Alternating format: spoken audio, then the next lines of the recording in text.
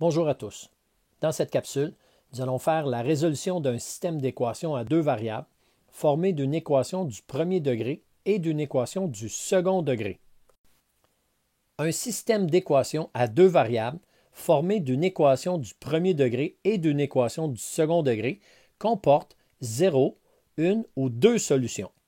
Graphiquement, la ou les solutions du système d'équations correspondent à l'intersection ou aux intersections de la droite et de la parabole. Quand on n'a aucune solution, la droite et la parabole ne se coupent pas, donc il n'y a pas d'intersection. On le voit bien ici dans le graphique, la droite ne croise jamais la parabole. Si on a une solution, la droite est tangente à la parabole, donc une seule intersection. Ici, la droite vient toucher la parabole à un seul endroit.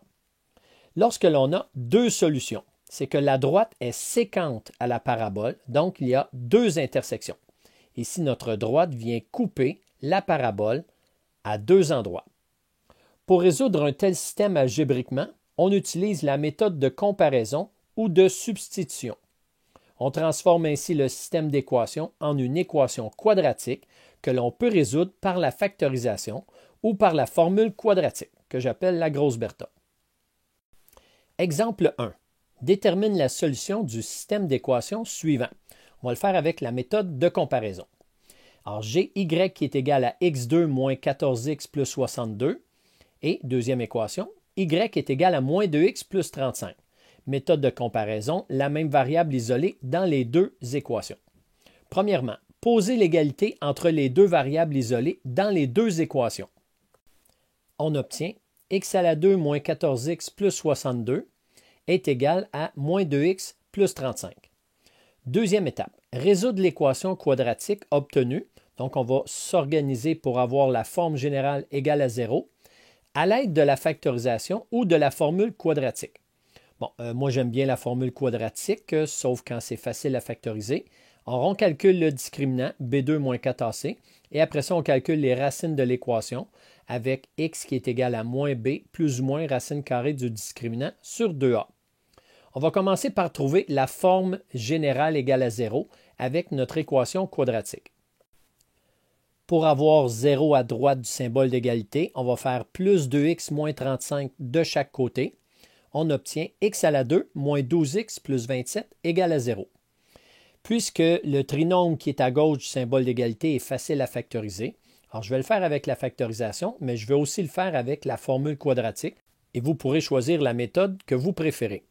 Avec le trinôme x2 moins 12x plus 27 égale à 0, ici on va chercher deux nombres qui multiplient ensemble donnent 1 fois 27 qui est 27 et qui additionnés ensemble donnent moins 12. Ces deux nombres sont moins 3 et moins 9. Moins 3 fois moins 9, ça donne 27. Moins 3 plus moins 9, ça donne moins 12. Puisque le coefficient devant le x2 est 1, on peut tout de suite écrire le moins 3 et le moins 9 à l'intérieur de nos deux facteurs. x moins 3 fois x moins 9 est donc égal à 0. Maintenant, si on veut trouver les solutions, on va pouvoir écrire x1 est égal à 3, puisque 3 est la valeur qui annule le premier facteur, et x2 est égal à 9, puisque 9 est la valeur qui annule le deuxième facteur. Je vous rappelle que quand on a un produit de deux facteurs est égal à 0, c'est soit que le premier facteur est égal à 0 ou le deuxième facteur est égal à 0. Je fais maintenant la résolution de l'équation à l'aide de la formule quadratique. Discriminant, c'est B2 moins 4AC, donc ça va être moins 12 au carré, moins 4 fois A qui est 1, fois C qui est 27. En effectuant les opérations, on obtient que le discriminant est égal à 36. Maintenant, allons calculer les racines de l'équation. Puisque le discriminant est positif, on sait qu'on va avoir deux racines. Si le discriminant avait été égal à 0, on aurait eu une seule racine. Et si le discriminant est négatif, c'est qu'on ne peut pas résoudre l'équation quadratique. Avec le x est égal à moins b plus ou moins racine carrée du discriminant sur 2a, on obtient moins 12 plus ou moins racine carrée de 36 sur 2 fois 1, ce qui donne 12 plus ou moins 6 sur 2. Deux réponses, une avec le moins, donc 12 moins 6 sur 2, 6 divisé par 2, ça donne 3. Et 12 plus 6 divisé par 2 pour le x2, ça va nous donner 18 divisé par 2, ce qui donne 9. on obtient exactement les mêmes valeurs pour x1 et x2 qu'avec la méthode de factorisation. On est maintenant prêt à la troisième étape de remplacer la ou les valeurs de la variable obtenue dans l'une des deux équations pour déterminer l'autre variable. Alors, je vais choisir la deuxième équation puisque c'est plus facile de calculer la valeur de y. Et quatrièmement, on va se vérifier avec la deuxième équation. Donc, ici, j'irai vérifier mes réponses avec mon équation du second degré. Je remplace donc le x de la deuxième équation par la valeur de x1. Donc, je vais trouver la valeur de y1 qui va être égale à moins 2 fois 3 plus 35. Moins 2 fois 3 moins 6 plus 35, 29. y1 est donc égal à 29. Je vais aller me valider avec la première équation, donc mon équation du second degré. En remplaçant le x1 par 3, ça va me donner y1 égale à 3 au carré, moins 14 fois 3 plus 62, ce qui donne aussi y1 égale à 29. Maintenant, on va aller calculer la valeur de y2. y2 est égal à moins 2 fois 9, puisque x2 vaut 9, plus 35, ce qui nous donne y2 est égal à 17. On va aller se valider avec l'équation du second degré. y2 est égal à 9 au carré, moins 14 fois 9, plus 62. Et on remarque que y2 est aussi égal à 17. On n'a donc pas d'erreur au niveau de nos valeurs de x1, x2, y1 et y2. Et on peut maintenant donner la ou les solutions du système. Les solutions du système sont donc 3, 29 et 9, 17. Si on représentait graphiquement la parabole et la droite dans le plan cartésien, on aurait deux intersections aux coordonnées 3, 29 et 9, 17. Exemple 2. Détermine la solution du système d'équations suivant. Ici, on va utiliser la méthode de substitution. Premièrement, y est égal à moins 2x2 plus 4x plus 6 et 4x plus y égale à 14.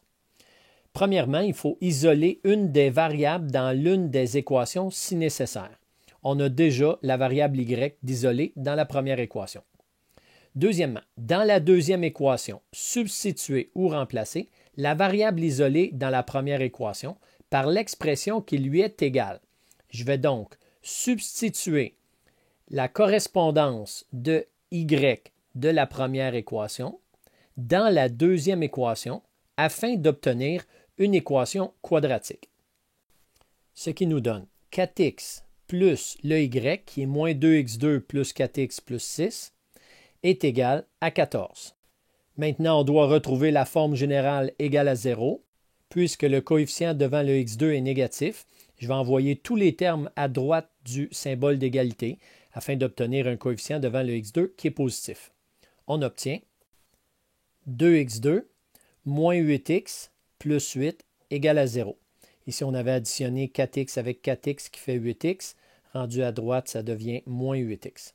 Bon, on a donc une équation sous la forme générale égale à 0, mais on se rend compte qu'on pourrait diviser par 2 chacun des termes de l'équation afin de la simplifier davantage.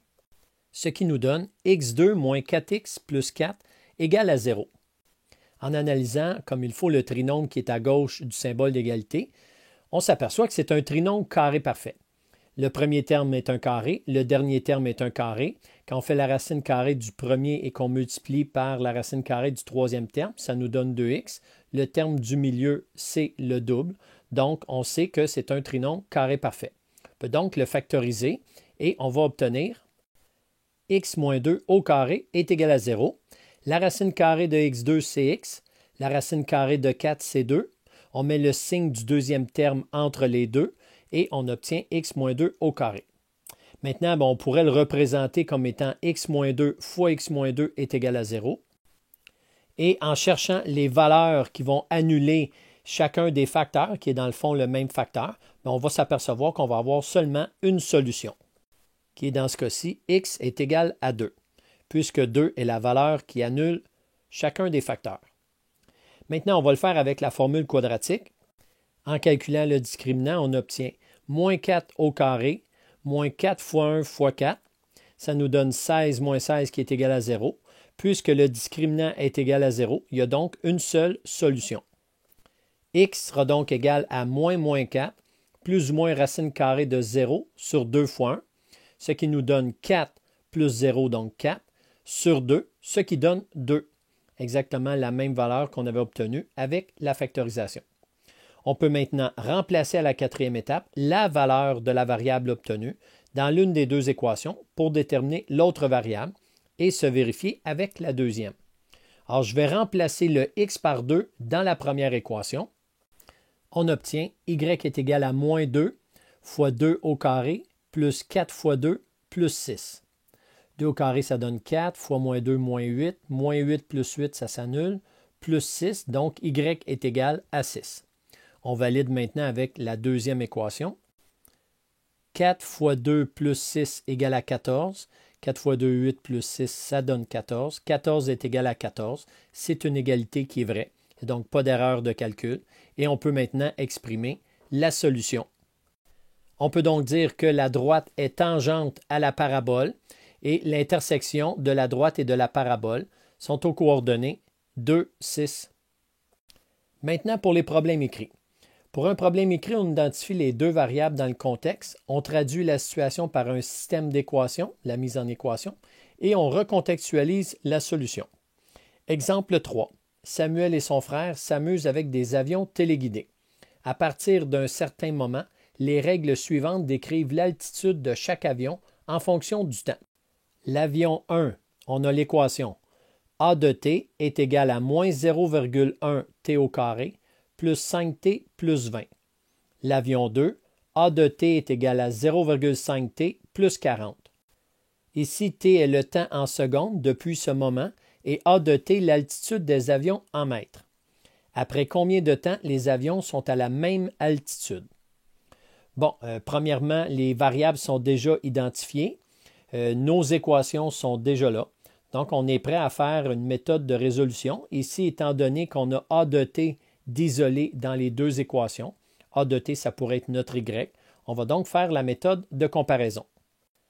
Moins 0,1 t au carré plus 5t plus 20, qui est la correspondance de A de t dans la première équation, est égal à 0,5 t plus 40, qui est la correspondance de A de t dans la deuxième équation. Maintenant, on va placer tous les termes à droite du symbole d'égalité, puisque le coefficient devant T2 est négatif. On obtient 0,1 T2 moins 4,5T. On a déjà 0,5T à droite. Si on fait moins 5T de chaque côté, ça nous donne moins 4,5T. Plus 20 égale à 0. On avait 40 à droite. On fait moins 20 de chaque côté. Donc ici, on obtient plus 20. On se retrouve donc avec une équation quadratique sous la forme générale égale à 0. Ici, je vais utiliser la formule quadratique pour résoudre l'équation. Le discriminant qui est B2 moins 4AC, donc moins 4,5 au carré, moins 4 fois A qui vaut 0,1 fois C qui vaut 20. Ça nous donne discriminant est égal à 12,25. Maintenant, le calcul des racines. T sera donc égal à moins B plus ou moins racine carrée du discriminant sur 2A. On va donc avoir moins 4,5 plus ou moins racine carrée de 12,25 sur 2 fois 0,1. Ce qui nous donne 4,5 plus ou moins 3,5 sur 0,2. T1 sera calculé avec le plus, donc 4,5 plus 3,5, ça donne 8. 8 divisé par 0,2, ça donne 40. Et T2 avec le moins, 4,5 moins 3,5, ça donne 1. 1 divisé par 0,2, ça nous donne T2 est égal à 5. Maintenant, avec les valeurs de T1 et de T2, on va pouvoir remplacer dans la première équation le T par ces deux valeurs afin de trouver A de T et on pourra se valider avec la deuxième équation.